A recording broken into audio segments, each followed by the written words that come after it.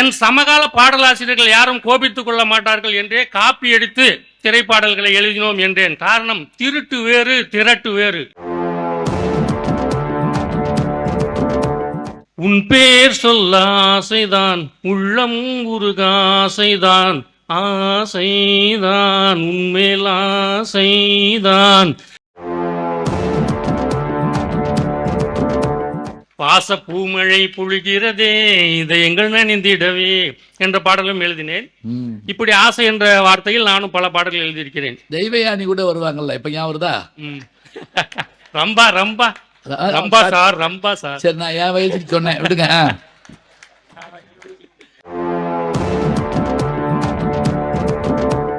சீதைய காப்பாத்தணும். அனுமன் வந்துட்டாரு, அனுமன் வந்துட்டாரு. அங்க சுந்தரகாண்டம் பாடமா வச்சாலும் எம்ஏ. இப்படி பல புத்தகங்கள்ல அந்த ஒரு பாட்டுக்கு விளக்கம் பார்க்கும்போது, ஐயோ இவ்வளவு நாளா படிக்காம விட்டுட்டோம். எம்ஏ அப்ப பாஸ் பண்ணது பேருக்கு, இப்பதான் உண்மையிலே படிக்க போறோம். இது ஊருக்கு, இது ஊருக்கு.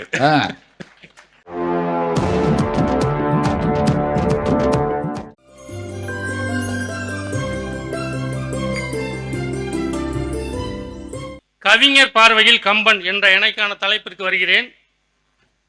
கவி சக்கரவர்த்தி கம்பரை பற்றி பேரறிஞர்களும் பேராளுமைகளும் இதுவரை சொல்லாத புதிய கருத்துக்கள் எதையும் நான் சொல்லிவிடப் போவதில்லை. இருப்பினும் கம்பராமாயணத்தினை பாடத் தொடங்கிய 1004ஆம் பாடலில் ஸ்ரீ ராமபிரானின் கதையை தான் பாட முயற்சித்ததை தானே விமர்சித்து, ஓசை பெற்று உயர் பார்க்கடல் உற்று ஒரு பூசை முற்றவும் நக்கு புக்கு என ஆசை பற்றி அறையல் உற்றேன் மற்ற அவ் ஏசில் கொற்றத்து ராமன் கதையரோ என்று கம்பர் குறிப்பிட்டிருப்பார். அதாவது, பார்க்கடலை ஒரு பூனை தன் நாவால் சுவைத்து நக்கி குடிப்பது போல்தான் நான் ராமன் கதையை காவியமாக பாட முயற்சிக்கிறேன் என்று தன்னடக்கத்தோடு சொல்கிறார் கம்பர். அருவி போல் கொட்டுகிற தமிழ் ஞானம் கொண்டு காலமெல்லாம் ஞானம் கொண்டாடும் கம்பராமாயணம் என்ற காப்பியத்தை தந்த கவி சக்கரவர்த்திக்கே அவ்வளவு தன்னடக்கம் இருக்கும் பொழுது, அந்த காப்பியத்தை காப்பியடித்து திரைப்பாடல்களில் எழுதும் எங்களுக்கு எவ்வளவு தன்னடக்கம் இருக்க வேண்டும்? ஆகையால் கவி சக்கரவர்த்தி கம்பன் எனும் தேன் கடலை சுண்டலி முஞ்சூறு போல் மூந்து பார்ப்பது போல், அதுவும் உண்பது போல் அல்ல, முகர்ந்து பார்ப்பது போல் கவிஞர் பார்வையில் கம்பன் எனும் தலைப்பிற்கு பேசும் முன்பு ஒரு பொறுப்பு துறப்பையும் போட்டுவிட்டு சில பதிவுகளை பகிர்ந்து கொள்கிறேன். ஆமா, இதனால யாருன்னா நாங்க பொறுப்பு இல்ல. என் சமகால பாடலாசிரியர்கள் யாரும் கோபித்துக் கொள்ள மாட்டார்கள் என்றே காப்பி அடித்து திரைப்பாடல்களை எழுதினோம் என்றேன். காரணம், திருட்டு வேறு திரட்டு வேறு. அருமை, இதை குறிச்சு வச்சுக்கிறேன். திருட்டு வேறு திரட்டு வேறு. இன்னும் சொல்ல போனால், அன்றைய தலைமுறையினர் உரைத்த அரிய தகவல்களை இன்றைய தலைமுறையிடம் கொண்டு சேர்க்கும் முயற்சியே இந்த திருட்டு. இது தொடர்பான ஒரு சிறு தகவல். இல்ல, ஒண்ணு இல்ல, ஒரு நூல்ல எடுத்தா திருட்டு, பல நூல்ல எடுத்தா திரட்டு, அவ்வளவுதான். பால் திரட்டுன்னு சொல்றோம்ல, அது மாதிரி. இன்னும் பற்பல நூல்ல எடுத்தா பெருந்திரட்டு. பெருந்திரட்டு அப்படி போடுங்க. நீங்க நடுவர் வரலாம் போட்டிருக்க. இது தொடர்பாக ஒரு சிறு தகவல். தன் எதிரே நிற்கும் எதிரியின் பாதி பலம் தனக்கு சேர வேண்டும் என்ற வரம் பெற்றவன் கம்பராமாயண வானர மன்னன் வாலி. ஆனால் மாறாக தன் முன் இருக்கும் சமகால கவிஞனுக்கு, பாடலாசிரியருக்கு தனது பாதி அறிவையும் வாய்ப்பையும் வழங்கக்கூடிய பெரும் மனம் கொண்டவர் திரைப்பட பாடலாசிரியர் மார்கண்டேயன் என்று போற்றப்பட்ட வாலி அவர்கள். வாலிப வாலி, அதான் முக்கியம். வாலிப வாலி, மார்கண்டேயன் வாலிப வாலி. இதை நான் எப்படி அறிந்தேன் எனில், இயக்குனர் விக்ரமன் அவர்களிடம் உதவியராக பணிபுரிந்து கொண்டே உன்னிடத்தில் என்னை கொடுத்தேன் படத்தில் நீங்கள் எல்லாம் கேட்டிருப்பீர்கள்.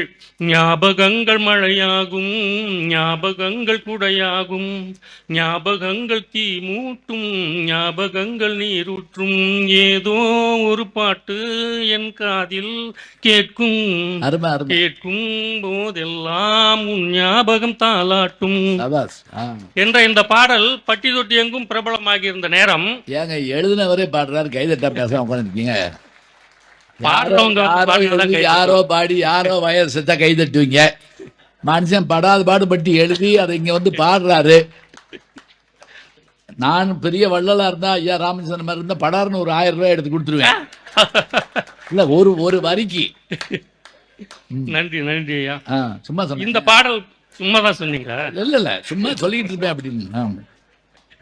இந்த பாடல் பிரபலமான பொழுது வாலி ஐயா அவர்கள் வந்து என்னை அழைத்து பாராட்டியதோடு மட்டுமல்லாமல் பல இசையமைப்பாளர்களிடையும் மியூசிக் டைரக்டர்கிட்டையும் டைரக்டர்ஸ் கிட்டையும் இயக்குநர்கிட்டையும் என்னை அறிமுகப்படுத்தி கிட்டத்தட்ட வாலி அவர்கள் மூலமாக 25-30 பாடல்கள் நான் எழுதியிருப்பேன். ஆஹா, அந்த கவிஞர் வரும் இன்னொரு கவிஞரை அறிமுகப்படுத்துறாருன்னா எவ்வளவு விஷயங்க. ஒரு பாடலாசிரியர் இன்னொரு பாடலாசிரியருக்கு அவர் எழுதும் பாடல்களில் இவருக்கும் பாடல் கொடுங்கள், நன்றாக எழுதுவார் என்று சொல்லி அவ்வாறு பரந்த மனம் கொண்ட வாலி ஐயா அவர்கள் ஒரு இன்றைய பாடலாசிரியர்கள் எழுதும் பாடல்களை பற்றி ஒரு விவாதத்தில் நகைச்சுவையாக விவாதிக்கும் பொழுது கண்ணதாசன் கடித்து துப்பிய கரும்பு சக்கையை தான் இன்று நாம் எறும்புகள் போல் மொய்த்துக் கொண்டிருக்கிறோம். வார்த்தைகள் வேறு, ஆனால் கருத்து ஒன்றுதான் என்று சொன்னார். அப்படிப்பட்ட திறமையும் புலமையும் கொண்ட கவியரசர் கண்ணதாசன் அவர்களே கவி சக்கரவர்த்தி கம்பராமாயணத்தில் உள்ள பல பாடல்களை எடுத்து அதன் சாராம்சத்தை எடுத்து தன் திரைப்பாடல்களில் கையாண்டிருப்பார் என்பதை இங்கு நான் பதிவு செய்ய விரும்புகிறேன். ஒரு சில பாடல்கள் அவரு ஆனந்த விடுதல அத இந்த காலத்துக்கு ஏற்றபடியாக அந்த ராமாவதாரம் பேர்லயே புது கவிதை வடிவில் எழுதினார். ஆமா ஆமா. அந்த வகையில் அயோத்தி நாட்டை கம்பன் வர்ணிக்கும் பொழுது எல்லா பெருஞ்செல்வமும் எய்தலாலே எல்லாரும் இல்லை உடையார்களும் இல்லை மாதா என்று பாடியிருப்பார். இந்த கருத்தை உள்வாங்கிய கவியரசர் கண்ணதாசன் கருப்பு பணம் படத்தில் எல்லாரும் எல்லாமும் பெற வேண்டும், இங்கு இல்லாத நிலை வேண்டும் என்ற பாடலை எழுதியிருப்பார். அதே போல் சுந்தரகாண்டத்தில் ராமனுக்கு அனுமன் மூலம் செய்தி சொல்லும் சீதா பிராட்டியார் வந்து என்னை கரம் பற்றி வைகள் வா இந்த இப்பிறவிக்கு இருமாதரை சிந்தையாலம் தொடேன் என்ற செவ்வாய் தந்த வார்த்தை திருச்செவி சாற்றுவாய் என்று கூறுவதாக பாடியிருப்பார். தன்னை தவிர இன்னொரு பெண்ணை எண்ணத்தினாலும் நினைக்க மாட்டேன் என்று ராமன் சொன்னதை அவருக்கு நினைவுபடுத்து என்பது இப்பாடலின் சுருக்கமான பொருள். இதனை வசந்த மாளிகை படத்தில் மயக்கம் என்ன இந்த மௌனம் என்ன என்ற பாடலில் உன்னையல்லால் ஒரு பெண்ணை இனி நான் உள்ளத்தினாலும் தொடமாட்டேன் என்று கவியரசர் பாடியிருப்பார். இப்படி சொல்லிக்கொண்டே போகலாம். அவர் எடுத்துக்கொண்ட பாடல்கள் எத்தனையோ. இந்த பாட்டெல்லாம் கூட நீங்க பாடலாம். ஆமா பாடலாம். அன்னத்தை தொட்ட கைகளிலால் மது கிண்ணத்தை நான் தொடமாட்டேன். மிதிலை படலத்தில் வாசமேன் கலவை களி வாரி மேல் பூச பூச புலர்ந்து புழுங்கினல் வீச வீச வெதும்பினல் மின்முளை ஆசை நோய்க்கு மருந்தும் உண்டாம் கொலோ என்று கம்பர் பாடியிருப்பார். இதில் சீதையின் மனநிலை மற்றும் உடல்நிலை பற்றிய வர்ணனைகள் வாசனை நிறைந்த கலமை பூசப்பட்டும் அது உலர்ந்து சூடேறும் போது வருத்தமும் மன உளைச்சலும் உண்டாகி மார்பு பகுதியும் உஷ்ணமாகி இத்தகைய ஆசை நோய் தீர மருந்துகள் உண்டா என்று சீதை இயங்குகிறாள் என்பதை கம்பர் நளினமாக சொல்வதை போல் இந்த பாடல் விளக்குகிறது. ஆசையில்லா மனிதர்களே கிடையாது. மகாலட்சியின் அவதாரம் என்றாலும் சீதை மானிட பிறவிதானே. அந்த பெண்ணின் மனதிற்குள் ஆசை இருக்காதா? இருக்கும். இந்த ஆசை என்ற வார்த்தை மீதே அனைவருக்கும் ஆசை உண்டு. அந்த ஆசையில்தான் அந்த வார்த்தையை கொண்டு ஆசை என்ற வார்த்தையை கொண்டு நிறைய திரைப்பட பாடல்கள் வந்திருக்கிறது. அந்த வகையில் நானும் மின்சார கண்ணா என்ற படத்தில் இயக்குனர் ரவிக்குமார் சார் அவர்கள் இயக்கிய மின்சார கண்ணா, விஜய் நடித்த மின்சார கண்ணா படத்தில் உன் பேர் சொல்ல ஆசைதான் உள்ளம் உருகாசைதான் ஆசைதான் உன்மேல் ஆசைதான். இந்த பாடலில் பல்லவி முழுவதும் பட்டியல் பாட்டு போல், இப்ப வைரமுத்து அவர்கள் சின்ன சின்ன ஆசை சிறகடிக்கும் ஆசை இந்த மாதிரி, அது பட்டியல் பாட்டு என்று சொல்லுவோம் நாங்கள் எங்களுடைய திரைமொழியில். அந்த பட்டியல் பாட்டு பல்லவி வரலும் இந்த ஆசை வரும். அதே மாதிரி இந்த ஆசையில நிறைய எப்படி பாரதி இது கல்லூரி மாணவர்களை வர வச்சிருக்கணும். ஏன்னா இப்ப இந்த பாட்டுலாம் சொல்றப்ப அப்படியே அவங்களுக்கு டக்குன்னு ஞாபகத்துக்கு வரும். நம்ம கொஞ்சம் பின்னாடி போயிட்டு வருவோம், அவ்வளவுதான். அதே மாதிரி இப்ப நண்பர் பிருந்தா சாரதி எல்லாம் நாங்கள் ஒன்னா பண்ணி புரிந்த ஆனந்தம் படத்திலையும் ஆசை ஆசையாயிருக்கிறதே இது போல் வாழ்ந்திடவே பாச பூமழை பொழிகிறதே இதை எங்கள் நினைந்திடவே என்ற பாடலும் எழுதினேன். இப்படி ஆசை என்ற வார்த்தையில் நானும் பல பாடல்கள் எழுதியிருக்கிறேன். தெய்வயானி கூட வருவாங்கல்ல, இப்ப ஞாபகம் வருதா? Rambha Rambha Rambha sir Rambha sir. சரி, நான் என் வயசுக்கு சொன்னேன், விடுங்க. சினேகா அவரு அறிமுகம். நானும் சினேகா அமெரிக்கா போனோம்னு இருந்தார் ஒருவாட்டுக்க. அவங்க தனியா போனாங்க, நான் தனியா போனேன். அது நான் விளக்கம் சொல்ல வேண்டிய ஆகி போச்சு. ஸ்னேகாவை மிகவும் பிரபலப்படுத்திய படம் அந்த படம் பல்லாங்குழியில் பாரதி பாடல் காலமலை ஆழியிலும் காற்று வெளி ஊழியிலும் சாகாது கம்பனவன் பாட்டு அது தலைமுறைக்கு எழுதி வைத்த சீட்டு என்று கவியரசரின் பாடிய பாட்டினாலேயே கம்பரை வணங்கி முத்து மாலையாய் 10 மாலைகள் கம்பன் புகழை கொண்டாடும் இந்த 50வது ஆண்டு பொன் பெருவிழாவில் பங்கேற்கும் வாய்ப்பை எனக்கு வழங்கி கவி சக்கரவர்த்தி கம்பனான காலக்கணிதன் நித்திலன் நிரந்தரன் கருப்படு பொருளை உருப்பட வைப்பவன் அரும் வயல் பெரும் புயல் கருங்குயில் கதிர் துயில் குளிர் மலர் ஒளிச்சுடர் வான் பயிர் மண் உயிர் பஞ்சபூதங்களையும் படைப்புக்குள் அடக்கியும் கொஞ்சமும் தழும்பாத பூரண பொற்குடம் பஞ்சபூதங்களையும் தன் படைப்புக்குள் அடக்கியும் கொஞ்சமும் தழும்பாத பூரண பொற்குடம் முப்பரிமாண வார்த்தை ஜாலத்தில் கம்பராமாயண காப்பியம் படைத்த கவி சக்கரவர்த்தி கம்பனை போற்றும் பெரும் பாக்கியத்தை எனக்கு கொடுத்த புதுக்கோட்டை கம்பன் கழகத்தின் ஆளுமைகளுக்கும் இந்த அரங்கத்தில் கூடியிருக்கும் அனைத்து பேராளுமைகளுக்கும் நன்றி பாராட்டி விடைபெறுகிறேன். நன்றி, வணக்கம். வாங்க வாங்க, என்ன அழகா பேசுறாரு பாருங்க. இந்த நிறைவா நீங்க சொன்னது, நீங்க எழுதின அந்த கடைசியா அதை அவர் சொன்னார் பாருங்க, அதை கேட்க கேட்க நமக்கு அப்படியே மெய் சிலுத்து போச்சு. உண்மையிலே அந்த கலைக்குமார் அவர்கள் அதை திருப்பி கூட படிச்சு எடுத்து வச்சுக்கலாம் போட்டிருக்கு. அவ்வளவு நல்லா இருந்தது. கேட்க கேட்க அருமையா இருக்குது பாருங்க. உள்ளத்து உள்ளது கவிதை. நான் கவிமணி சொல்றப்ப எப்படி சொல்றாரு, உள்ளத்து உள்ளது கவிதை. எல்லாராலையும் பாடிட முடியுமா? இல்லை. சொல்லிக்கிட்டே வர்றாரு, கம்பன் பாட்டுங்கிறாரு, தாம்பாட்டு சொல்றாரு. முடிக்கிற போது அந்த நிறைவான பாட்டை அவர் சொல்றப்ப அந்த வரிகள் எல்லாமே ஆச்சரியமா இருக்குது. அப்படியே உண்மையிலேயே இவர் ஒரு அற்புதமான கவிஞர் என்பதை அந்த நிறைவான பாடல் மூலம் நமக்கு காட்டியிருக்காரு. அது சொன்னார் பாருங்க, என்னை கவிஞர் வாலி அந்த பாட்டை கேட்டு ஒரு 10 படத்துக்கு பாட்டு எழுதுற மாதிரி அறிமுகப்படுத்துதான்னு சொன்னார்ல. சாதாரணம் இல்லைங்க. உங்களுக்கு ஞாபகம் இருக்கும், பாசவலைன்னு ஒரு படம், 2வது பாசவலை இல்லை, 2வது கமல் நடித்தது, முதல்ல வந்த பாசவலை MK ராதா நடித்த படம். அந்த படத்தில் ஒரு தத்துவ பாட்டு எழுதுறதுக்கு அந்த காலத்தில் யாருன்னா உடுமலை நாராயண கவியை விட்டால் ஆள் கிடையாது. அப்போ அவர் என்னமோ தெரியல, மூடு வரல போல எழுதலை. மருதகாசின்னு சொல்கிறாங்க, மருதகாசி முடியல. மருதகாசி போய் என்ன பண்ணாரு, ஒரு கவிதையை கொண்டு MS விஸ்வநாதன் காமிச்சு, இதை பாருங்க, இந்த கவிதை நல்லா இருக்க பாருங்க அப்படின்னு. அது வாங்கி பார்த்தா, குட்டியாடு தப்பி வந்தா குள்ள நெறிக்கு சொன்னோம், குள்ள நெறி தப்பி வந்தா குறவனுக்கு சொன்னோம், தட்டுக்கட்ட மனிதர்களில் பட்டதெல்லாம் சொந்தம், சட்டப்படி பார்க்க போனா 8 அடி தான் சொந்தம், உனக்கு எது சொந்தம் எனக்கு எது சொந்தம், உலகத்துக்கு அதுதான் சொந்தமடா. இதுதான் அந்த கவிதை. யார் யாரு கூட்டுவான்னா 21 வயது இளைஞனுங்க, சிவந்த மேனி, ஒல்லியா இருக்காரு. இந்த பாட்டை எழுது நீதானாப்பா அப்படின்னு கேட்டுட்டு அதை படத்தில் வைக்கிறாங்க. அவர் வந்தார் இவர் வந்தார் ஆடினார், முடிவில் எவருக்குமே தெரியாமல் ஓடினார். இந்த பாட்டை யார், CS ஜெயராமன் அவர்கள், இப்போ சமீபத்தில் மறைந்த முத்து அவர்களுடைய தாய்மாமன் அவருடைய அந்த குரலில் பாடிப்பார் அவர். இப்போ இந்த பாட்டை மருதகாசி கூட்டிட்டு யாரை, பட்டுக்கோட்டையை அறிமுகப்படுத்துறாருங்க. அந்த பாரம்பரியம் இன்னைக்கும் தொடருதுங்கிறதுக்கு இது ஒரு எடுத்துக்காட்டுங்க. பாருங்க, அதுல கூட அப்பவும் சண்டை வந்துருச்சு. எப்படி, அதென்ன 6 அடியில் தானே புதைப்பாங்க, சட்டப்படி பார்க்க போனால் 8 அடின்னு எழுதியிருக்காரு, அது தப்பு இல்லைன்ட்டாங்க. அது எப்போவுமே குற்றம் கண்டுபிடித்து பேர் வாங்க போல இருப்பாங்கல்ல. அதுக்கு மருதகாசி சொன்னாரா, செத்த பிறகு ஜவுரி மாத்து போராட்டா விடுறா அப்படின்னு இருக்காரு. அவன் பாட்டுக்கு உருண்டு பிறண்டு போறேன். அது 6 அடின்னா 6 அடி தானா? இதெல்லாம் நமக்கு வெறும் படம் பார்க்கறதுலையா இன்ட்ரெஸ்ட் இருக்குன்னு நினைக்கிறீங்க? இல்லைங்க. என் நண்பர் அன்பாவம் இயக்குனர் நடிகர் பாண்டியராஜன் சொல்வாரு, ஒரு செயல் நடக்கும்போது இருக்கிற மகிழ்ச்சியை காட்டிலும் அதை கடக்கும் போது இருக்கிற மகிழ்ச்சி தான் சிறப்பாக இருக்கும். திரும்ப நினைச்சு பார்ப்போம் பார்த்தீங்களா, அப்பதான் அதனுடைய அருமை தெரியும்னு சொன்னாங்க. அவருடைய அந்த பாடல் ஆசை ஆசையாய் அந்த வார்த்தையை சொன்ன போது எத்தனை ஆசை அதில் உங்களுக்கு தெரியுங்களா? ஆசைன்னே ஒரு படம் வந்ததுங்க. ஜெமினி கணேசன், NS கிருஷ்ணன், வளையல் அப்படின்னு ஒரு பாட்டு வரும். அந்த பாட்டு ஆசைங்கிற ஒரு படம், அற்புதமான படம் அது. இப்போ படம் ஆசைன்னு, ஆசை முகம்னு ஒரு படம் வந்தது. MGR அவர்கள் ரெட்டை வேடத்தில் நடிச்சிருப்பார். அதுதான் பின்னாடி ஃபேஸ் ஆப்னு ஒரு படமாக இங்கிலீஷில் வந்தது. அது வழக்கமாக இங்கிலீஷ் படத்தை பார்த்து தான் நம்மளால் எடுப்பாங்க, நம்மளை பார்த்து இங்கிலீஷ்காரங்க எடுத்திருக்காங்க. அது பாருங்க, MGR படம் வந்து ஆசை முகம் பார்த்தது இல்லையா? நீங்கள் எதுவுமே பார்த்ததில்ல போட்டுக்க.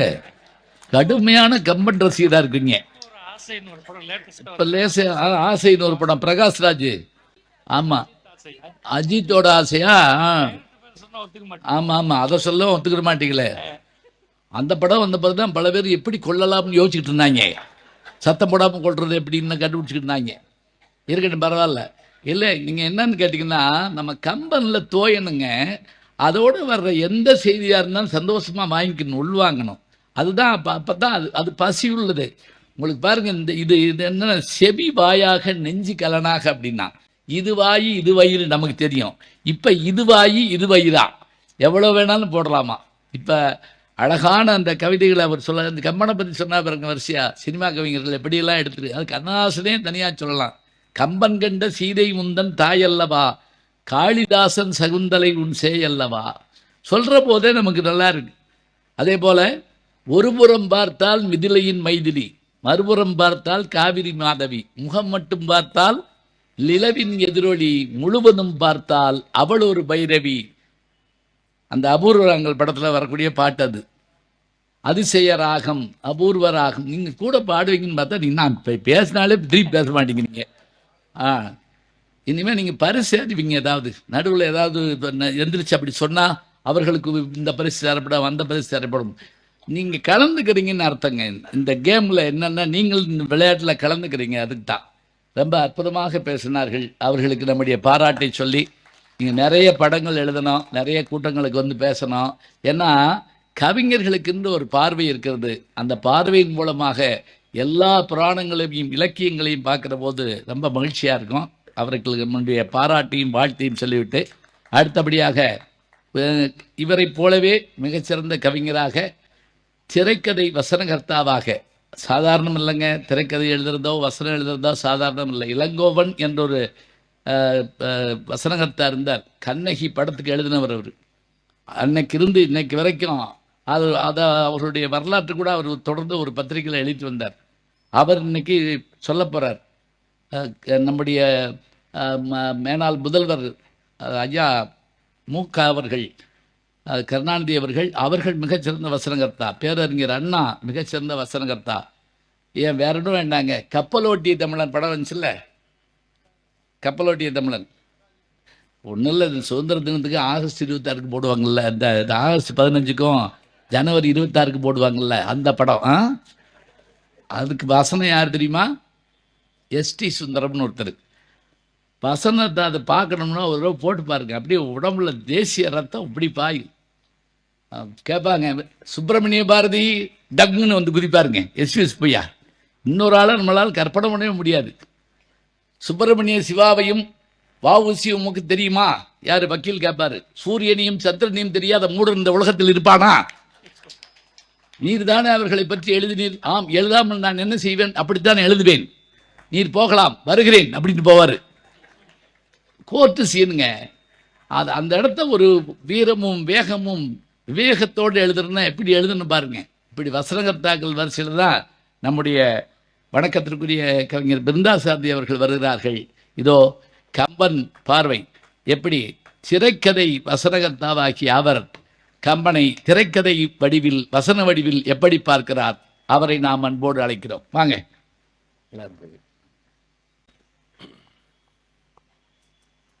புதுக்கோட்டை கம்பன் கழகம் பொன்விழா காணுகிற இந்த ஆண்டில் என்னை பேச அழைத்ததற்காக முதலில் என்னை பரிந்துரைத்த பேராசிரியர் கு. ஞானசம்பந்தன் அவர்களுக்கு பேச அழைத்த புதுக்கோட்டை கம்பன் கழகத்தினுடைய தலைவர் ராமச்சந்திரன் அவர்களே, பேச அழைத்தது மட்டுமல்லாமல் தொடர்ந்து அந்த புத்தகம் அனுப்பவா, கம்பனை பற்றி இவர் எழுதியிருக்காரு, அந்த புத்தகம் எழுதியிருக்காங்க, வானதிலேயே கிடைக்கும், இல்லை நான் வேணா அனுப்பி வைக்கலாமா என்று தொடர்ந்து எனக்கு தொலைபேசியில் பேசி என்னை உற்சாகமூட்டிய செயலாளர் பாரதி அவர்களே, நான் சம்பத் ஐயாவை பார்த்ததில்லை. இங்கே வந்ததற்கு பிறகுதான் அவர் எவ்வளவு பெரிய பணியாற்றியிருக்கிறார். 35 ஆண்டு காலம் இந்த புதுக்கோட்டை கம்பன் கழகத்துக்கு அவர் செயலாளராக இருந்திருக்கிறார் என்பதை தெரிந்து கொண்டேன். இங்கே இருக்கிற படங்களில் எல்லாம் இருப்பவர்கள் கம்பன் கழகத்தை புதுக்கோட்டையிலே வளர்த்த பெருமக்கள் என்பதை இங்கு வந்து தெரிந்து கொண்டேன்.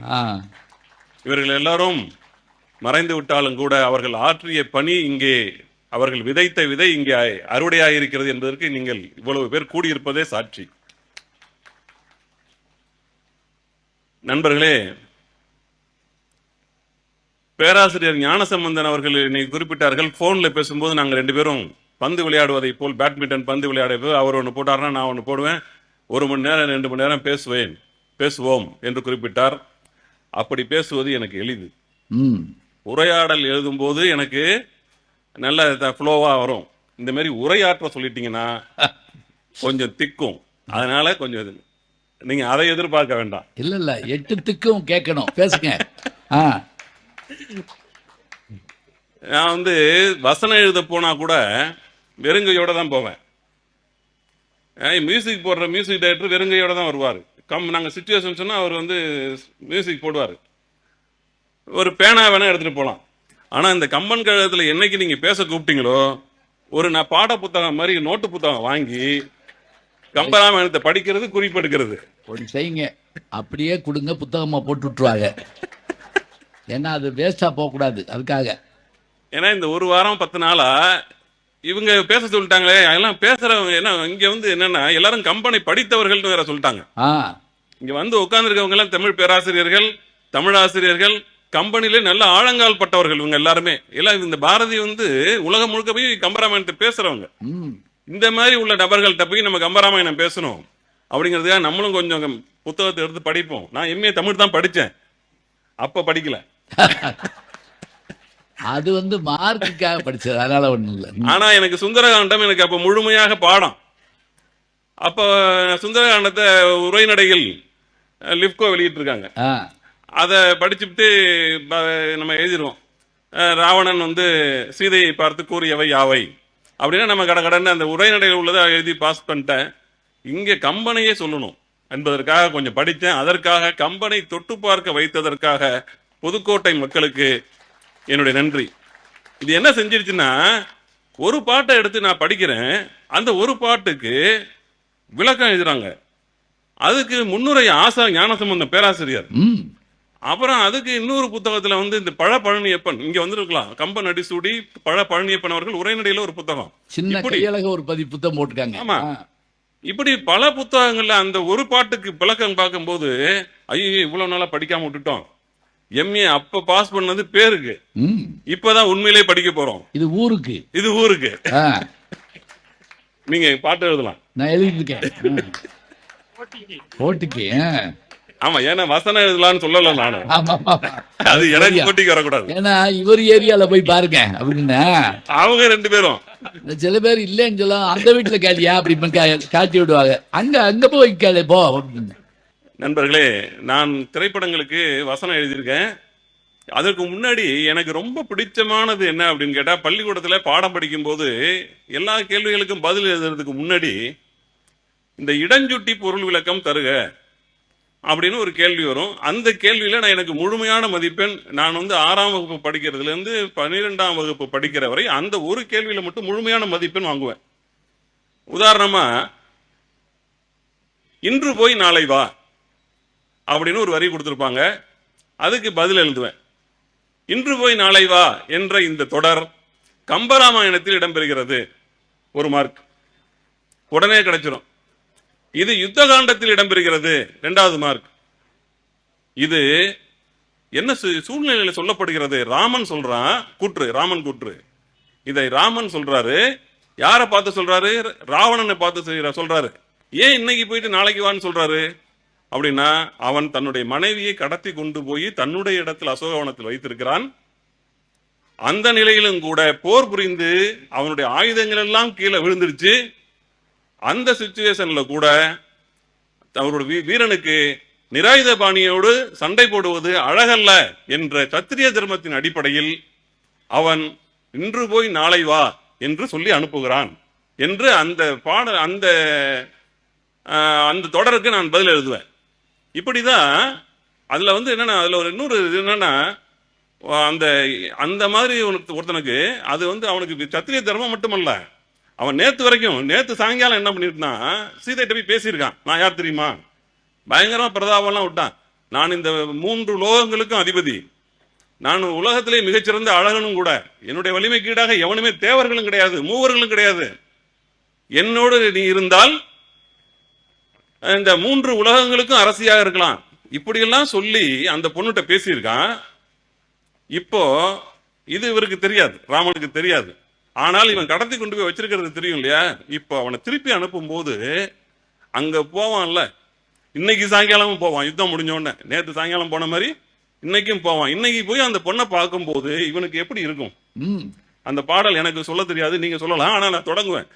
வாரண்டம் பொருத்த மார்பும் எடுத்த தோளும் நாரத முறிவர்க்கேற்ற நயம்பட உரைத்த நாவும் தாரணி மௌலிபத்தும் சங்கரன் கொடுத்த வாளும் வீரமும் களத்தே போட்டு வெறுங்கையோடு இலங்கை புக்கான். தெரிஞ்ச பாட்டு சொல்லிட்டேன். அந்த மாதிரி ஒரு அவமானத்தை அவனுக்கு கொடுக்கறதுக்காகவும் இந்த மாதிரி ஒரு வார்த்தையை சொல்றான். நீங்க சண்டைக்கோழி படம் பார்த்திருப்பீங்க எல்லாருமே. இயக்குனர் லிங்குசாமி சண்டைக்கோழி முக்கியமா ஞாபகம், அவர் கதை வசனம் எழுதுறது கம்பராமாயணம் பாதிப்பை கொண்டு வர்றாருங்கிறதுக்காக. அதாவது சண்டைக்கோழி படத்தினுடைய திரைக்கதை விவாதம் அந்த உருவாக்கத்துல நான் இருந்தேன். இல்ல இயக்குனர் லிங்குசாமியினுடைய கதை அவரது ராமகிருஷ்ணனுடைய வசனம். அந்த படத்துல ஒரு கிளைமேக்ஸ்ல ஒரு வசனம் வரும். வில்லன் வந்து அவனை பதுங்கி வந்து ஹீரோ அடிச்சு காலி பண்ணுன்னு வருவான். அந்த கிளைமேக்ஸ்ல அந்த வில்லன் லால், உங்களெல்லாம் பார்த்துருப்பீங்க, அவனை வந்து அருவாவை தூக்கி வீசுறவனை 7 வாட்டி 8 வாட்டி அருவாவை கீழே விழுகிற அளவுக்கு அவனை வந்து வில்லனை போட்டு துவைச்சிருவான் ஹீரோ. அடிச்சு கீழே போட்டு அவன் விழுந்ததுக்கு பிறகு சொல்லுவாரு, டேய் உனக்கு என்னைக்கு அருவா பிடிக்கிற தெம்பு இருக்கோ அன்னைக்கு வா, நான் இந்த ஊர்ல தான் இருப்பேன், என்னைக்கு வேணாலும் வா அப்படின்னு சொல்லுவாரு. இதுக்கு இன்ஸ்பிரேஷன் எதுன்னு பாருங்க, இன்று போய் நாளை வா. அப்படி அவர் நாளைக்கு தான் வர சொன்னாரு. இந்த ஹீரோ நீ என்னைக்கு வேணாலும் வாடா. ஆமா, அந்த அது பாதிப்பு. லிங்குசாமிக்கு ராமாயணத்தை வந்து அவ்வளவு பிடிக்கும். எல்லா இயக்குநர்களுக்குமே. நாங்க வேற எதுவுமே படிக்கிறது இல்லை. ராமாயணத்தையும் மகாபாரதத்தையும் படிச்சுட்டா 100 படம் எடுக்கலாம். இயக்குனர் பார்வையில், கவிஞர் பார்வையில், வசனகர்த்தா பார்வையில் கம்பன். என்ன நாங்கெல்லாம் என்ன யானையை பார்த்துட்டு பார்வையற்றவன் சொல்ற மாதிரி. என்னுடைய பார்வையில கம்பன் என்ன சொல்றது? கம்பன் பார்வையில நம்ம எல்லாம் யாரு? எறும்போ கொசுவோ நம்ம எல்லாம். என்னுடைய பார்வையில் கம்பனை பார்க்கும் போது அது ஒரு முறங்க, அது ஒரு தூணு, அது ஒரு உலக்க என்று சொல்வதை போல நாங்கெல்லாம் சொல்ல போறோம். ஒரு கண்ணாடி இருக்கு கையில, அதில் வானத்தை நான் காட்டுகிறேன். என் பார்வையில் கம்பன். இவ்வளவுதான். என் பார்வையில் கம்பன் என்னன்னா இந்த கண்ணாடியில் தெரிகிற வானம். ஆனால் வானம் அதுதானா என்றால், வான நட்சத்திரங்கள் இருக்கு, நிலா இருக்கு, சூரியன் இருக்கு, எவ்வளவோ இருக்கு. கம்பனுக்குள்ளர புகுந்தால் இவ்வளவையும் நீங்க பார்க்கலாம். ஒரு பாட்டை படிச்சுட்டே இவ்வளவு பேசுறேன்னு பாக்குறீங்களா? 10,000 பாட்டு கண்ணதாசன் எழுதிக்கார, 10,000 பாடல்கள். ரொம்ப அதெல்லாம் வந்து கண்ணதாசன்லாம் அவ்வளவு பெரிய கவிஞர், கவியரசரே வந்து என்ன சொல்லியிருக்காரு பாருங்க. 10,000 கவிதை 10,000 அள்ளி வைத்த தத்தான கம்பனுக்கு ஈடு இன்னும் வித்தாக வில்லை என்று பாடு. காலம் என்னும் ஆழியிலும் காற்று மழை ஊழியிலும் சாகாது கம்பனவன் பாட்டு, அது தலைமுறைக்கும் எழுதி வைத்த சீட்டு. சீதை நடையழகும் ஸ்ரீராமன் தோழழகும் போதை நிறைந்ததென சொல்லி என்னை போட்டான் மதுக்குடத்தில் அள்ளி. அவருக்கு பாருங்க, அவர் யோசனைய. அது ஒரு போதை வேற, அதுவும் அள்ளி சாதாரண தண்ணி குடத்துல போடல. ஆமா, மதுக்குடத்தில் அள்ளி. அண்ணனோடு தம்பியர்கள், ராமாயணத்தை சொல்றாரு. 5 சின்ன கன்னிகள்ல அண்ணனோடு தம்பியர்கள் 4 அவங்க 4 பேரு, 5 குகன், 6 ஆனவிதம், 6-7 ஆனவிதம் கூறி சுக்ரீவன், அப்புறம் பின்னாடி விபீஷணன் 6-7 ஆனவிதம் கூறி என்னை ஆளுகிறான் மூளைதனில் ஏறி. தென்னிலங்கை சோலையிலே சீதை அனுமனிடம் சொன்னதொரு வாசகத்தை பார்த்து நான் துள்ளிவிட்டேன் மேனியெல்லாம் வேர்த்து. அப்பா அப்படி என்ன சொன்னாவ அப்படின்னு தேடின நான். அவ சொல்றா, எல்லை இல்லாத இந்த உலகத்தில் இருக்கிற இந்த எல்லையில்லா உலகத்தை என்னுடைய சொல்லினால் சுடுவேன், தூயவனுடைய வில்லிற்கு மாசு என்று கருதி நான் வந்து அவனை விட்டுட்டேன் என்று அந்த மாதிரி அந்த ஒரு வாசகம். அதாவது அந்த அனுமன் சொல்றான், நீ இப்பயே புறப்பட்டு வா, என்னுடைய தோளின் மீது ஏறு, நான் கொண்டு போய் உன்னை ராமன்ட்ட சேர்த்துறேன். ஐயா, அந்த இடத்துல அந்த காட்சி வந்து அந்த வசனம் இருக்க, அவ வந்து வந்தோடனே ராமன் வந்து தூக்கு போட்டு தொங்க போறான். அந்த பொண்ணு இங்க வந்து அந்த மாதிரி பேசிடுறான். அந்த ராமன் வந்து ரொம்ப கெஞ்சுறான், காலில் எல்லாம் விழுறான். ராவணே ஆமா, ராவணனுடைய வசனம் எல்லாம் சார் நீங்க நமக்கு காதல் வரும். அந்த ராவணன் பேசுற வசனத்தை கேட்டா நமக்கு வந்து ஐயோ இந்த மாதிரி ஒருத்தன் காதலிக்கிறானே, அந்த மாதிரி ஒரு லவ் வசனங்கள்லாம் பேசுவான். அப்படியே அந்த மின்னல் கிடைப்பதை போல் கிடக்கிறாளாம் சீதை அந்த இடத்துல. அதாவது கருங்குன்றத்துக்கு நடுப்புற ஒரு மின்னல் கிடப்பதை போலவும் ஒரு கனி போலவும் அந்த பொண்ணு அங்க இருக்கா. இங்க வர்றான், வந்து அவங்க ஆரம்பிக்கும் போதே குயிலே அப்படின்னு ஆரம்பிக்கிறான். அந்த மாதிரி ரொம்ப அந்த பொண்ணை வர்ணிச்சு, நீ என்னோட இருந்தாலும் அதெல்லாம் கிடைக்கும், அதெல்லாம் கிடைக்கும், நீ உலகத்தையே ஆளலாம் என்று சொன்ன பொண்ணுகிட்ட அவ வந்து சொல்றா, இங்க பார், என்னுடைய ராமனை பற்றி உனக்கு தெரியாது, அவனுடைய தோல் வலிமையை பற்றி, அவனுடைய வில்லாற்றலை பற்றி நீ சொன்னிய 7 உலகங்களுக்கு நீ என்னை அரசியாக்குறேன்ட்டு, அவனுடைய அம்புக்கு முன்னால் இதெல்லாம் ஒண்ணுமே கிடையாது, தூசாயிடும். அந்த அம்புக்கு முன்னாடி நீ ஒரு ஆளே கிடையாது என்று சொல்லி அவனை விரட்டும் போது அவன் சொல்றான், இங்க பார், இப்பயே உன்னை நான் கடிச்சு சாப்பிடுவேன். அப்படி அத 3 விஷயம் பண்ணாங்க. முதல்ல ஆசை காட்டினான், 2வது பயமுறுத்தினான், 3வது காலிலே விழுந்துட்டான். அடுத்தது காலில் விழுந்துட்டான். காலில் 10 தலையும் மண்ணில் படுவதை போல காலில் விழுந்தானா பாருங்க. ஒரு தலை விழுந்தாலே எப்படி, 10 தலை விழுகுது. 10 தலை காதல். அந்த மாதிரி 10 தலையும் வந்து மண்ணில் படுவதை போல சொன்ன மாதிரி அது ஒருதலை காதல். 10 தலையா இருந்தாலும் அது ஒருதலை காதல். காதல் தான். அந்த மாதிரி 10 தலை 3 விதமாகவும் அந்த பொண்ணை வந்து கொஞ்சி பார்த்தான், கெஞ்சி பார்த்தான், மிரட்டியும் பார்த்தான், மிஞ்சியும் பார்த்தான், எதுவும் நடக்கல. இந்த மாதிரி ஒரு சீன்ல அதுக்கு பிறகு இனிமேல் வாழ வேண்டாம், இது ரொம்ப மோசமா போயிட்டு இருக்கு அப்படின்னு சொல்லி அந்த பொண்ணு, ஒரு குட்டி பொண்ணு, இவன் வந்து மலை ஓர் இருக்கான், போய் அங்க இருக்கிற ஒரு கொடியின் மீது பக்கத்துல நின்று தூக்கு போட்டுக்கலான்ட்டு போறான். இப்ப அவளை காப்பாத்தணும், சீதைய காப்பாத்தணும். அனுமன் வந்துட்டாரு, அனுமன் வந்துட்டாரு. அங்க சுந்தரகாண்டம் பாடமா வச்சாலும் எம்ஏ இன்னைக்காவது படிப்போம். அவன் பார்த்தா அங்க போயிட்டு இந்த பொண்ணை போய் பிடிச்சி தூக்கலாம் அல்லது தடுக்கலாம் அப்படின்னா ஏதாவது தப்பா ஆயிருமோ, இப்போ ஏற்கனவே தூக்கு போட்டு தொங்க தலை விட்டானா என்ன பண்றது, தொங்கிட்டானா என்ன பண்றதுன்னு சொல்லிட்டு சில பேர் காப்பாத்த போய் கொள்ளுவாங்க, பாத்திருக்கீங்களா? அவன் லேசா தூங்கி அப்பா ஆடு பிடிச்சி இழுத்துருவாங்க அப்படியே. அந்த மாதிரி ஆயிடக்கூடாதுன்னு சொல்லி அங்க போய் ராமநாமத்தை ஜபிக்கிறான். ராமனை பற்றி பேச ஆரம்பிச்சோன்னா அந்த பொண்ணு ஏதோ நம்ம ஆளை பத்தி ஒருத்தன் பேசுறானே, யார் அது? ஏன்னா இந்த ஊர்ல யாருமே பேசுறது இல்ல, ராவணனை பற்றி தான் புகழ்றாங்க அந்த அரக்கிகள் எல்லாருமே, எங்க பார்த்தாலும் ராவண கோஷங்கள். இங்க ராமன் ஒருத்தர் சொல்றானேன்னு சொல்லி திரும்பி பாக்குறா, ஒரு ஆள் புதுசா நிக்கிறான், வானரம். அவனை பார்த்த உடனே நீ யாருன்னு கேட்கிற, இந்த மாதிரி எனக்கு அவன் வந்த வரலாறுலாம் சொல்றான், நான் யாரு, சுக்ரீவனுடைய தொண்டன், இந்த மாதிரி ராமர் வந்து எங்கள்கிட்ட வந்து எங்களுக்கு ஒரு உதவி செஞ்சாரு, அவன் கூட்டணி, சுக்ரீவனும் ராமனும் ஒரு கூட்டணி, அந்த காலத்திலேயே ஒரு கூட்டணி ஆட்சி அமைச்சு ஜெயிக்கிற கூட்டணி.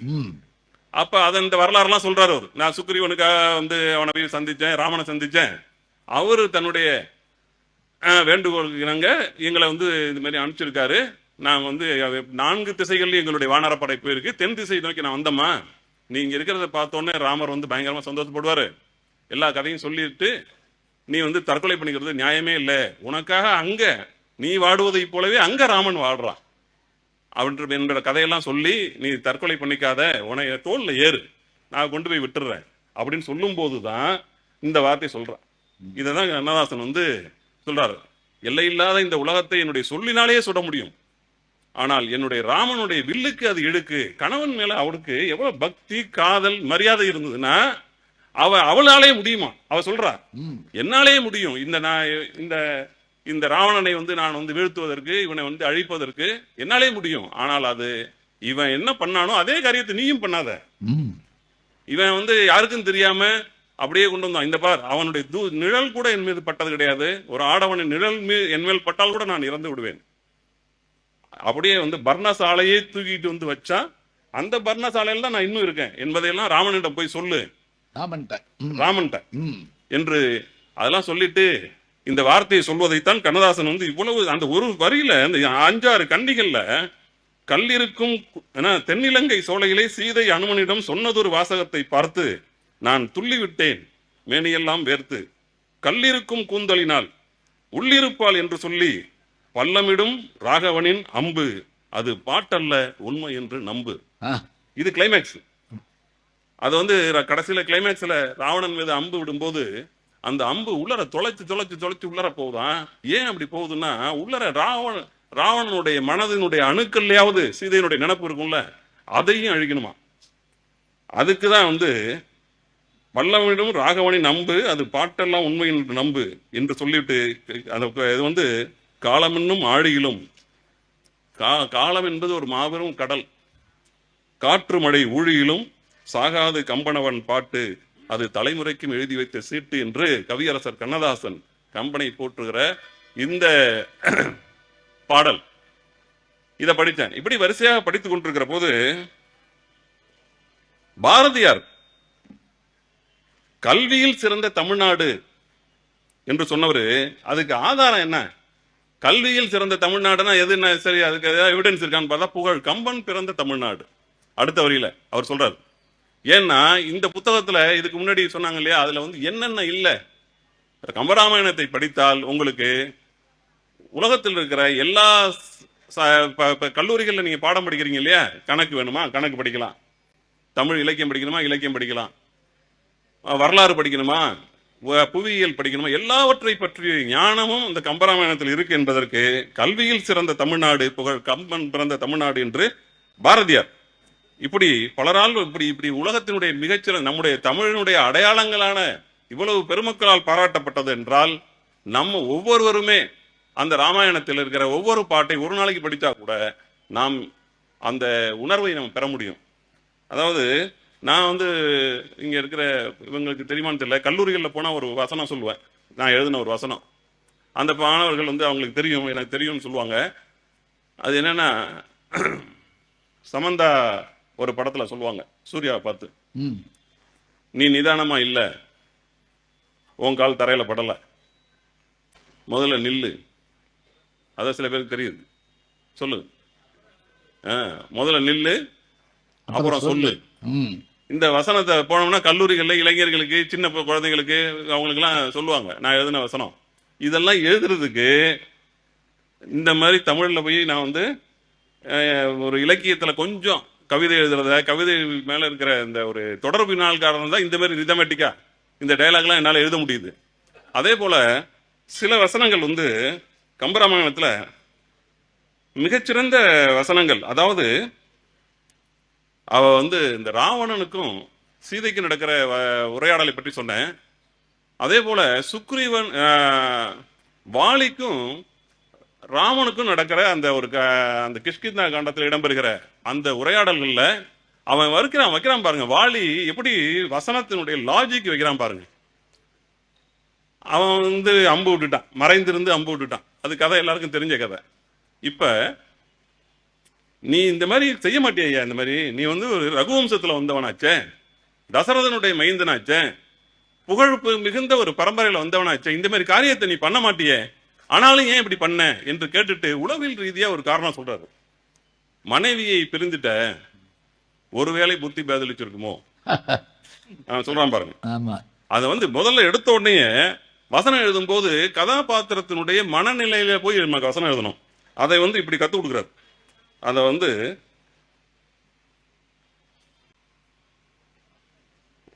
ஓவியத்து எழுத ஒண்ணா உருவத்தாய், ராமனை பார்த்து சொல்றாரு, ஓவியத்து எழுத ஒண்ணா உருவத்தாய் கோயியல் தர்மங்கள் உந்தன் குலத்து உதித்தோர்க்கெல்லாம் உடைமை என்றோ. உன் தசரதனுக்கு உன் குலத்துல ரகுவம்சத்துக்கு அது உடமையாச்சுடா, தர்மத்தை பாதுகாப்பது.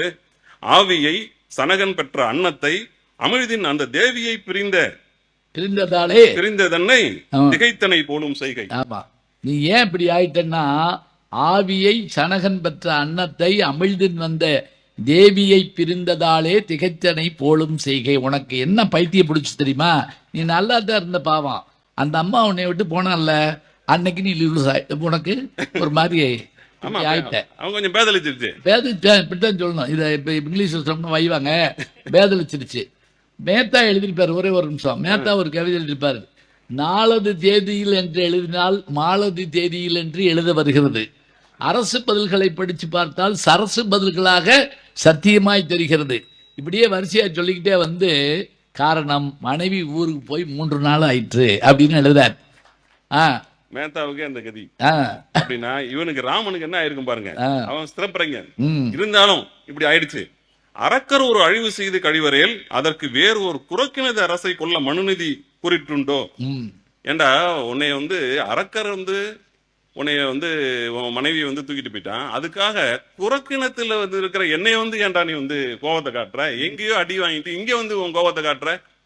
அடுத்தது வரிசையா அந்த பாயிண்ட்ஸ் அவன் டெவலப் பண்ணிட்டே போறான். அடுத்தடுத்து ராமன் வந்து ஒண்ணுமே பேச முடியாத அளவுக்கு அந்த வாதங்கள். யானையை வெல்வதற்கு சிங்கத்தின் துணையை கேட்டால் நானே வந்திருப்பேன். ம். போயும் ஒரு முயல்கிட்ட போய் துணையை கேட்கிறேன். யார தம்பி சுக்ரீவன்ட்ட அவனை சுக்ரீவன்ட்ட போய் கேட்கிறேன். நானே வந்துருவானே. நீ உனக்கு உன் மனைவியை தேடணும் அவ்வளவுதானே. நேரடியா வந்து நான் தான் இந்த ஊருக்கு ராஜா, என்கிட்ட கேட்டா நான் தரமாட்டேனா? அடுத்தது கடைசியா சொல்றான் பாருங்க, நீ வாலியை கொல்ல அரச தர்மத்தின் வேலியை கொன்று விட்டாய். அடடே, வாலியை கொல்லல, அரச தர்மத்தின் வேலியை கொன்றாய். வேலியை கொன்னுட்டேன். ஆ.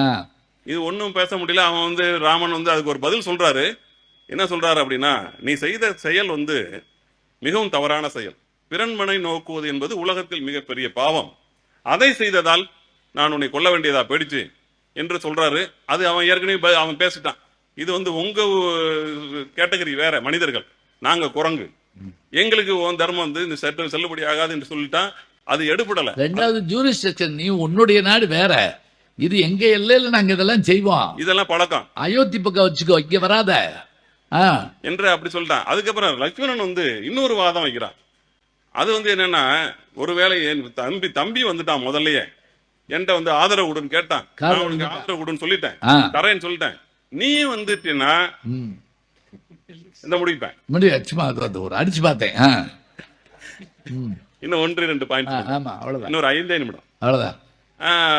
இந்த உன் தம்பி வந்து என்கிட்ட வந்து ஆதரவு கேட்டான், ஆனா அவனுக்கு தரேன்னு சொல்லிட்டேன். இப்ப நீ நேரடியா வந்து வந்துட்டீன்னா உனக்கும் நான் ஆதரவு கொடுக்குற மாதிரி போயிடும்.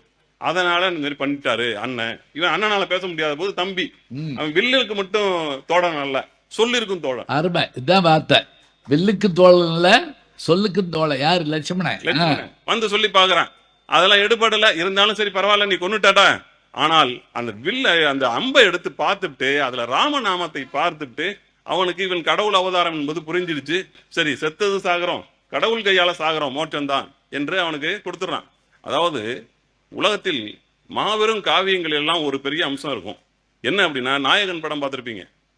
அதுல ஒரு வசனம் கடைசியில நாயகனை பார்த்து கமலஹாசன், அந்த குட்டி குழந்தை கமலஹாசனுடைய பேரை, நீ இங்க நல்லவரா கெட்டவரா, அந்த படத்தினுடைய முழு வாழ்க்கை வரலாறையும் அந்த கேள்வி வந்து உலுக்கிரும். பாலகுமாரனுடைய வசனம் அது. ஆமா, நீங்க வந்து நல்லவரா கெட்டவரா. அதாவது ஒருத்தர் நல்லது காரியமே உளவு காரியமும் பண்ணாலும் கூட வாழ்க்கையில கெட்ட காரியம் வந்து சில சறுக்கல்கள் வாழ்க்கையில இருக்கதான் செய்யும். அது இல்லாதவன் மனிதனாகவே இருக்க முடியாது. அதனால அவர் வந்து என்ன சொல்லுவாரு, தெரியலையே பாம்பர், மாபெரும் காவியங்கள் இருக்கிற நாயகர்கள் எவ்வளவு குணநலன்களோடு படைக்கப்பட்டாலும் அவர்களுடைய குணநலன்கள் கூட ஒரு சிறிய உடைசலை வைப்பது காவிய கர்த்தாக்களுடைய வழக்கம். அப்பதான் உடைந்த பாத்திரத்திலிருந்து தான் ஓசை உண்டாகும். அப்ப காலங்காலத்துக்கு இதை விவாதிச்சுக்கிட்டே இருப்பான். ராமாயணத்தை வந்து முழுமையான ராமனை வரவழைச்சிட்டீங்கன்னா அது அப்படியே நல்லா கடவுள் கும்பிட்டுட்டு போயிட்டே இருப்பான். ஸ்ரீரங்கத்தில் போய் சாமி கும்பிட்டு வர மாதிரி வந்துகிட்டே இருப்பான். ஆனால் ராமனை பற்றி இவ்வளவு பெரிய விவாதம் நடக்கணும்னா அதுல இந்த மாதிரி, ஏன்னா அவன் கதை எழுதுறவனுக்கு தெரியாதானே. நம்ம வந்து மறைந்திருக்காம நேரடியா போய் அம்பு விட்டா, கதை எழுதும் போது அப்படி எழுதிடுறோம், நேரடியா வந்து அம்பு விட்டாரு, வாலி செத்தான் என்று நம்ம எழுதிட்டா யாரும் கேள்வி கேட்க முடியாது, இந்த விவாதங்களும் கிடையாது. ஆனால் இந்த கதை நீண்ட காலத்திற்கு விவாதிக்கப்பட வேண்டும் என்றால் இப்படி ஒரு கதாபாத்திரத்தில் ஒரு சிறிய விரிசலை வைக்க வேண்டும் என்று காவிய கர்த்தாவுக்கு தோன்றி இருக்கிறது. அது மட்டுமல்ல நண்பர்களே, எனக்கு கொடுக்கப்பட்ட 5 நிமிடத்தில் இன்னொரு 3 நிமிடத்தில் ஒரே செய்தி சொல்றேன். இந்த திரைக்கதை என்பது ஒரு செஸ் போர்டு மாதிரி. அதுல கதாபாத்திரங்களை எல்லாம் நாங்கள் வரிசையா அடுக்கும். இந்த பக்கம் அந்த கட்டங்கள்ல ஒரு கருப்பு குதிரைகள், ஆப்போசிட்ல வெள்ளை குதிரைகள், இந்த குதிரைகளை அடுக்கிறோம். இப்ப ராமன் குணநலன்ல சிறந்தவன், அவனுடைய மனைவி சீதை, இந்த பக்கம் லட்சுமணன், பரதன் என்ற உன்னதமான ஒரு தம்பி, அரச பதவி எனக்கு வேண்டவே வேண்டாம், உனக்கு கொடுக்கலன்னா நான் ஏற்றுக்கொள்ள மாட்டேன், நான் துறவர உடையிலே இருப்பேன், செருப்பை வந்து கூட்டு வந்து சிம்மாசனத்தில் வைக்கிறான், அந்த மாதிரி ஒரு தம்பி. சத்ருகணன், அந்த கதாபாத்திரத்தை நான் வந்து எங்கெங்கெல்லாம் தேடி பார்க்கிறேன், சத்ருகணன் இருக்காங்களேன்ட்டு. அவன் 2 இடத்துல வந்தான். நான் என் கண்ணில், உங்களுக்கு நிறைய தெரியலாம். அவனை ஆளே காணும். பல இடங்களில் படிச்சுட்டு இருக்கும்போது என்னடா தம்பின்னு ஒருத்தன் இருக்கான், ஆனந்தம் படத்தில் கடைசி தம்பி ஒருத்தன் இருப்பான். அந்த கடைசி தம்பிக்கு கதாபாத்திரத்துக்கு வேலையை வைக்கலையே அப்படின்ட்டு ஒரு இடத்துல வந்தான் சார். அவன் வந்து என்னன்னா, பரதன் வந்து கிளைமேக்ஸ் டென்ஷன் வைக்கிறான் பாருங்க. திரைக்கதையில வைக்க வேண்டியதுல முக்கியமானது என்னன்னா, கிளைமேக்ஸ் வந்து எப்பவுமே டென்ஷனோட முடிக்கணும். 14 ஆண்டுகள் முடிந்து ஒரு நாள் கழிந்தால் கூட நான் தீயில் விழுந்து குதிப்பேன்னு முன்னாடி சொன்னான். ராவன் அங்க ராவணனை ஜெயிச்சுட்டான். ஊருக்கு வரணும் அயோத்திக்கு. வர்ற வழியில ஒரு ஆசிரமத்துல போய் அங்க ஒரு விருந்துக்கு கூப்பிட்டாரு. விருந்துக்கு போகலைன்னா அந்த முனிவர் கோச்சுப்பார். அதனால அங்க இறங்கும் போது இந்த அனுமனை அனுப்பி நீ போய் பாரு, அவன் வந்து ஏதாவது பண்ணாலும் பண்ணிடுவான்னா, அதே போல அவன் வந்து யாக குண்டத்தை வளர்த்து அப்ப அவர் போறாரு. போற நேரத்துல வந்து அவன் வந்து இதுல குதிக்கிறதுக்கு தயாரா இருக்கான். அப்ப குதிக்கும் போது, நான் இந்த அயோத்திக்கு இல்லாமல் போனால் ராமனும் இல்ல லக்ஷ்மணனும் இல்ல, நான் குதிச்சுட்டா நீ பாத்துக்க என்று சத்ருகனனை பார்த்து பரதன் சொல்றான். சத்ருகனன் சொல்றான், ஏண்டா அண்ணன் வந்து அண்ணனுடைய பதவி எடுத்து உனக்கு கொடுத்தால் நீ தீக்குள்ள குதிப்ப, ஆனால் அவனுடைய பதவியை நான் மட்டும் ஏத்துவேன் எப்படி நினைச்ச? நான் நீ குதிச்சதுக்கு பிறகு நானும் குதிப்பேன். ஆனந்தம் படத்துல ஒரு வசனம், அதுல நீங்க ஆனந்தம் நிறைய பேர் பார்த்திருப்பீங்கன்னு நினைக்கிறேன். இப்ப பாண்டியன் ஸ்டோர் பார்த்துட்டு இருப்பீங்க எல்லாரும். நம்ம கதை தான். நீங்க கம்பன் கதை எடுக்கலையா? அது மாதிரிதான்.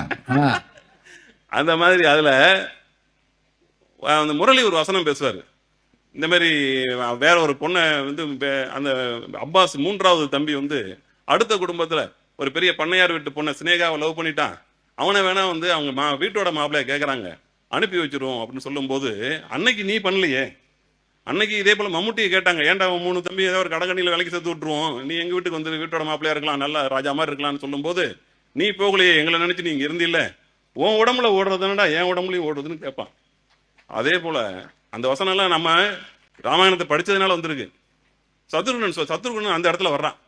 சத்ருகுணன் சொல்றான், அந்த மாதிரி நீ தீக்குள்ள குதிச்சதுக்கு பிறகு நானும் பின் தொடர்ந்து, சத்ருகுணன் கண்டுபிடிச்ச இடம், இன்னும் நிறைய வேற இடங்கள் கூட உங்களுக்கு தெரியலாம், நான் பார்த்த இடம் அது. இப்படி அந்த கதாபாத்திரங்கள் எல்லாம் வரிசையாக அடுக்கிட்டு வர்றாரு. இந்த பக்கம் சீதை, ராமன், பரதன், சத்ருகுணன், அனுமன், அவர் வந்து சண்டைக்கோழி படத்துல வந்து இவர் வர்ற மாதிரி ராஜகிரண் என்ட்ரி மாதிரி அவர் இன்டர்வல் கிட்ட வருவார், ஒரு என்ட்ரி. அப்படி வரிசையா கதாபாத்திரங்கள் அடிக்கிறதுக்கு பிறகு ஆப்போசிட்ல ராவணன், அவனுடைய அண்ணன் தம்பி விபீஷணன், கும்பகர்ணன், அரக்கர் குலத்துல உள்ள மற்ற கதாபாத்திரங்கள் எல்லாம் வச்சுட்டு, இப்ப இங்க ஒரு காய் நவுத்துனா அங்க ஒரு காய் நவரணும். முதல்ல இருந்து ராவணனுடைய என்ட்ரி எங்க வருது? இன்டர்வல் கிட்ட வருது. ஆனால் இங்க கதையை நடத்துவதற்கு குழந்தை பிறக்குது, ராமன் என்ற குழந்தை பிறக்குது, ஹீரோ என்ட்ரி வச்சாச்சு, பிரமாதமான ஒரு ஹீரோ என்ட்ரி. என்ன அது? அவன் வயசுக்கு வந்த உடனே, குழந்தையில இருந்து அவனை பெரியவனை காமிச்ச உடனே எப்படி ஹீரோ என்ட்ரின்னா, ஒரு கமர்ஷியல் படம் போல ஒரு ஹீரோ என்ட்ரி வைக்கிறாரு. விஸ்வாமித்திரர் கூட்டி போய் காட்டுல தாடகை என்ற ஒரு மாபெரும் அரக்கியோடு ஒரு சண்டையை போட வைக்கிறாரு. அந்த சண்டையில ராமர் ஜெயிக்கிறாரு. அது ஒரு ஹீரோ என்ட்ரி போல அது இந்த வச்சாச்சு. அந்த பக்கத்துல ஏதாவது நடக்கணுமே அப்படின்னா அங்க எதையுமே காமிக்கல. அவர் எழுதுறாரு, இதுல கைகேயி இடம் வந்து கூனி அந்த இதெல்லாம் அவளுடைய வாதங்கள் எல்லாம் வைத்து, உன் பையனை வந்து நீ அரசனாக்கலைன்னா நாளைக்கு உன் கதி அதோ கதி தான், நீ ஒரு அனாதை போலதான் இந்த அரண்மனையில் இருக்கணும் என்று சொல்லும் போது, அதுக்கப்புறம் கம்பன் கூற்றாக ஒரு வரி எழுதுறாரு. என்ன அப்படின்னா, அது கூனியினுடைய வாசகத்தினால் மட்டுமல்ல வந்து கைகை மனம் மாறியது, அங்க அரக்கர் குலத்திற்கு விதி ஏதோ வேலை செய்தான், அரக்கர் குலம் அழிய வேண்டும் என்று. முனிவர்களுடைய தவமும் தேவர்களுடைய வரமும் சேர்ந்துதான் கைகையினுடைய மனம் மாறிச்சான். அதான் மாறிச்சான். இவருடைய குரல் மட்டும் இல்ல, இவளுடைய கூனியினுடைய வாதங்களால் மட்டும் அவள் மனம் என்ன, ஒரு வேலை பணிப்பெண், ஒரு பணிப்பெண்ணுடைய வாதங்களை கேட்டு ஒரு அரசி மனம் மாறினாள் என்று சொல்வதற்கு இவருக்கே பொறுக்கல. அதனால் தேவர்களுடைய வரம், முனிவர்களுடைய தவம், இதெல்லாம் சேர்ந்து அரக்கர் குலத்திற்கு அழிவு உண்டாகும் அப்படின்னு சொல்லி, அதனாலையும் அந்த அந்த செஸ் போர்டை நகர்த்தும் போது அந்த பக்கம் ஒரு மூவ்மெண்டே இல்லையே, அதனால இப்படி ஒரு வார்த்தையை போடுறாரு. இப்படி திரைக்கதை அமைப்புக்கு கற்றுக்கொள்வதற்கு ஏராளமான செய்திகள் கம்பராமாயணத்தில் இருக்கிறது. பேச சொன்னால் நான் ஒரு 10 நிமிடம் பேச முடியும் என்றாலும் கூட வாய்ப்புக்கு நன்றி கூறி விடைபெறுகிறேன். வணக்கம். வணக்கம். ஜி ஞானசம்பந்தன் யூடியூப் சேனல் பாருங்க. உங்களை தேடியே உங்க வீட்டுக்கு வருது, கேட்காம ஒரு விஷயம் உங்களை தேடி வருது பாருங்க. அதை பிடிச்சி வச்சுக்கோங்க. நம்முடைய யூடியூப் சேனலை சேர்ந்து Instagram, Facebook, Twitter, blog, WhatsApp channel என்று அத்தனையிலும் நான் முன்தொடர்ந்து செல்கிறேன். நீங்கள் பின்தொடர்ந்து வாருங்கள்.